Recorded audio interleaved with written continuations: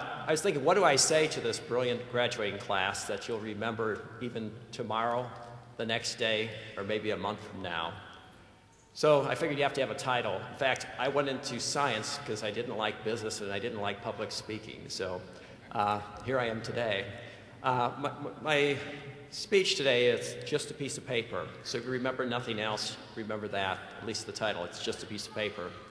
I started with Abbott 35 years ago in August 1997. I came to the company at the most entry-level position. I'm now, as John mentioned, Executive Vice President for the Nutritional business. It's a business of about $6.5 billion in sales and over 16,000 employees. I never thought I'd be where I am today when I started with Abbott, or even 5 years ago. When I started with the company, my long-term goal was departmental manager. That happened after 3 years. So I thought, well, I've peaked. I'm there. My boss said, keep going, so I kept on pushing. And much like you have done, decided later on to get a degree from Lake Forest Graduate School of Management, so I started back to school. I'm a firm believer with hard work and perseverance, anything is possible. I was born and raised in Chicago, so I'm a big Chicago sports fan. Michael Jordan and Walter Payton are two of my all-time favorites, but probably not for what you would think. Michael Jordan impressed me. He was, as you may know, cut from his high school basketball team. He wasn't good enough. Now, he could have easily walked away from the sport and say, hey, this basketball thing, it was just not meant for me. But he pushed himself. He continued to work hard at his game. And there's a statue outside the United Center. Many of you have probably seen it. And at the base of this title of the statue, it says, the best there ever was, the best there will ever be. Walter Payton, another one of my favorites, one of the best running backs, was notorious as far as his workouts. He's typically the first in the field and the last to leave the field. It was interesting, when the other players came into spring training, they had to get into shape. Not Walter, he was in shape. He stayed in shape all winter long. I believe anything is possible if you set your sights high enough, push yourself hard enough. You're sitting in front of me, and you're great examples on graduation day that you have done just that. I'd like to congratulate each of you, your family members, and your friends that are joining you today.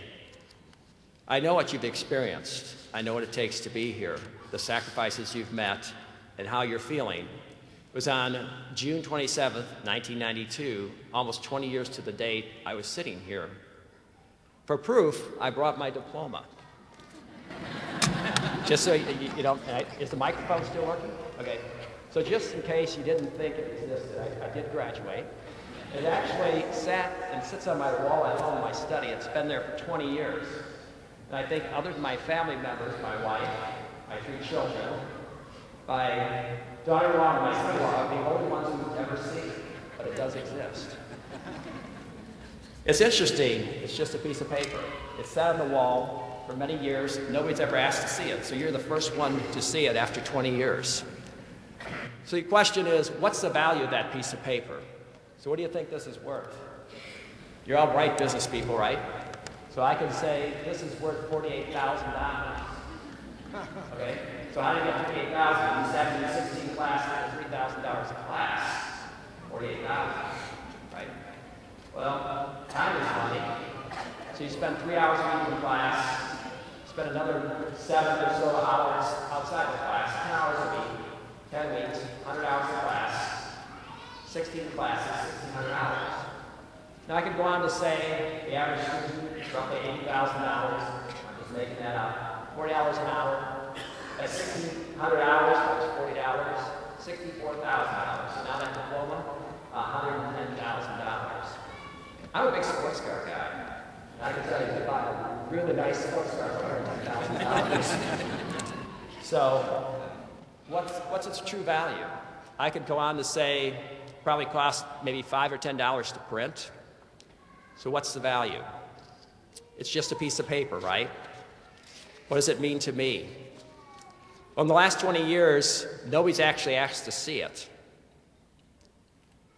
Nobody's ever asked what school I went to. Nobody's ever asked what grade point average I had.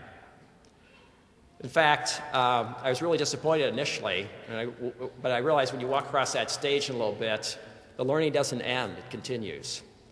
We had a tradition. I went to the Lake Forest campus. We had a tradition. Every time we finished a class, we went to the Lantern, a local bar, for a beer or two or three. After the 15th class, it was kind of interesting. I said to my fellow classmates, "This is my last class." And they were shocked. "What do you mean your last class? You won't have your MBA." I said, "Frankly, I don't think anyone at Abbott's ever going to ask to see it. And number two, I'll have 94% of the classes complete, so unless that last class is really special, I'll have as much knowledge as you will." Well, needless to say, I did complete my MBA. I'm a firm believer you should finish what you start. So what's the value of my MBA? I would say it's priceless. It's given me the opportunity to meet other people from other companies. It's given me a look at things from a much different perspective. I've learned one thing, is to surround yourself with people with different skills, with different viewpoints. Surround yourself with people that are smarter than you are. I've learned how to analyze business situations much better than I thought was possible. But most importantly, I've learned you never stop learning, and anything is possible. I know you'd like to hear my career path was perfectly planned out each step of the way. It wasn't. When I started with Abbott, I interviewed once, and that was the very beginning. The last 35 years I haven't interviewed. A lot of the positions I've had over the last 35 years, I was given the positions. I said, "Please go do this." Most cases I would have said no, but I said yes. And I've learned something from each and every one of those positions. I'd like to give you one short story and kind of tie that all together. So not only jobs I've taken, I've been known at Abbott to do a lot of special projects.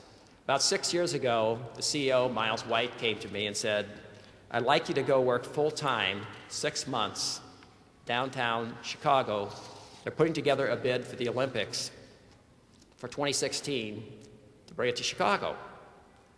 So I thought, "What do you want me to do?" He says, "Well, I want you to involve in designing the 26 sports venues and then cost them out." So a little bit something before I go into the story. I've never played high school sports, never played college sports, had no knowledge how to design a sports venue, and very little Olympic knowledge. So for all logical reasons, I should have said no, but you guessed it, I said yes. Rather than look at what I didn't know, which was a lot, I took the same approach that you took with your MBA and looked at what I did know and what I didn't know. I brought people from Abbott, some of the best engineers, some of the best project managers, some of the best people in cost accounting. I also realized what I didn't know, so I spent several weeks at the U.S. Olympic headquarters learning how to build a fast pool and a fast track. It was an interesting experience. Probably the highlight of the experience, though, was I got to attend the Beijing Olympics and was an official ambassador for the city of Chicago for 7 days. I was there in the Bird's Nest Stadium on 8/8/2008 at 8:08 p.m. 8 is very lucky in Chinese, as you can gather. And I watched 10,000 athletes from 130 countries march in the stadium. China put on a show that night that I don't think will be seen ever again in Olympic history, and I was right there in row 20. I saw the U.S. men's basketball team crush about everything that was in sight. I was in the water cube, that was where they swam. Watched Michael Phelps win 8 gold medals, broke 7 world records. Well, Chicago went on.